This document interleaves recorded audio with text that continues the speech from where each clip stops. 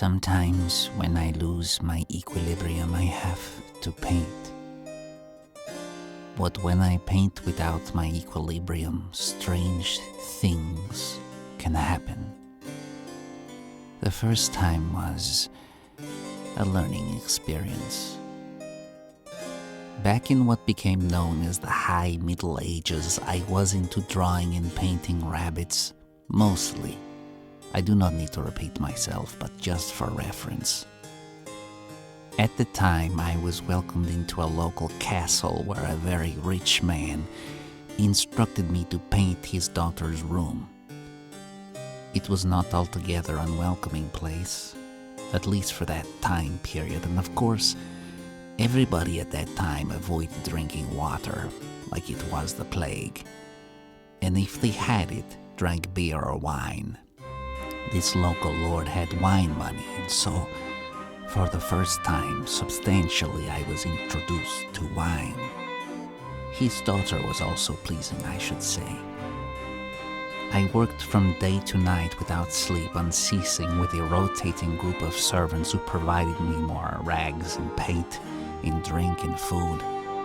Sometimes I would nod off, but more often not, the fear of this powerful man's orders kept me going. He wanted the room done quickly, because his daughter was his most important possession, as he said, both literally and, well, no, at the time it was literal. A lack of sleep does funny things to me. It does funny things to the art as well. I do not remember finishing, but I do remember being carried to a small bedroom to sleep. I must have slept an entire day.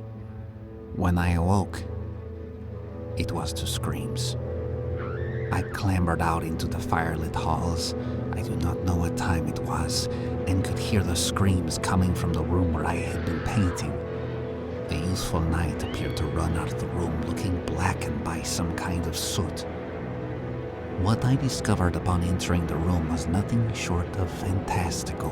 The 3 small dragons that I had painted by request onto the daughter's wall had somehow leapt 3-dimensionally from the wall and were spraying fire from their small but mighty mouths. A handful of staff and a knight, ducking from the fire, attempted in futility to strike the dragons. In the corner on the other side of the bed, I saw the daughter in sheer nightgown in utter terror, screaming. I knew then the dragons would not hurt her. They were guarding her, much like I had painted above her bed, but she did not know that. I was transfixed. Another servant, their hair on fire, ran past me, making me fall into the opposite corner. I did not know what to do, but as I got up, I felt a pail of paint that I had neglected to take with me on my shin. I picked it up. The dragons seemed aware of my presence. They floated to my proximity as the servant and the soldier parted. "I'm sorry," I said, as I flung the paint onto their little perfect mythological noses as they screamed, disfigured, and fell onto the foot of the bed in an abstract mélange of colors and darkness and fiery shades. It was like it had all been a dream and I had simply gotten drunk and thrown paint onto the daughter's bed instead of finishing the job. The servants thanked me down on their knees before reaching the daughter to attend to her. In the hubbub, I knew not to tarry and made my way out the castle through the woods down the long path to my home. Not a moment enough to think had passed before a cavalry of horses flew by me. By the time I reached my small monastery, it was already well in flames.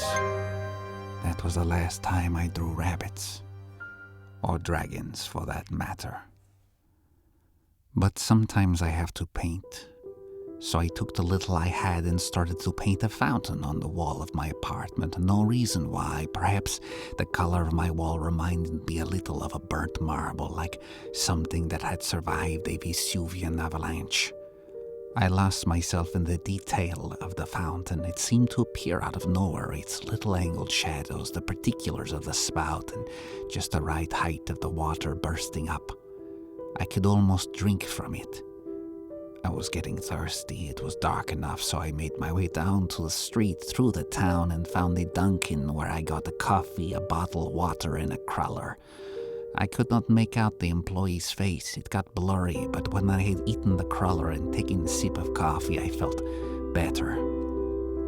I went directly home and fell asleep.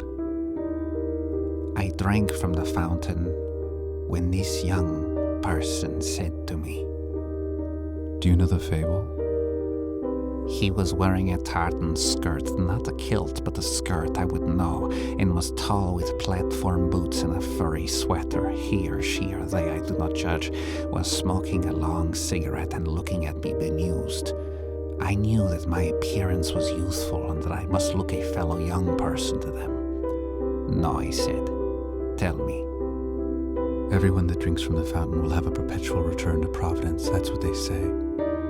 Am I in Providence? Above me, a murder of crows filled the sky with cacophony.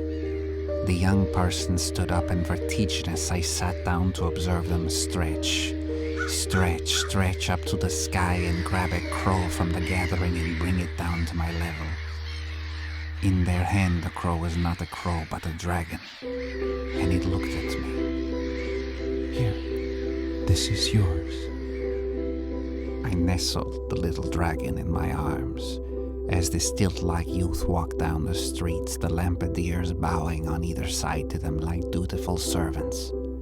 It let out a single little pitiful puff of smoke. I pat its little head with a single finger, which made me happy. That's when I woke from my dream, and that's when I decided that I might need to go to Providence after all. Maybe. I will tell you how it goes.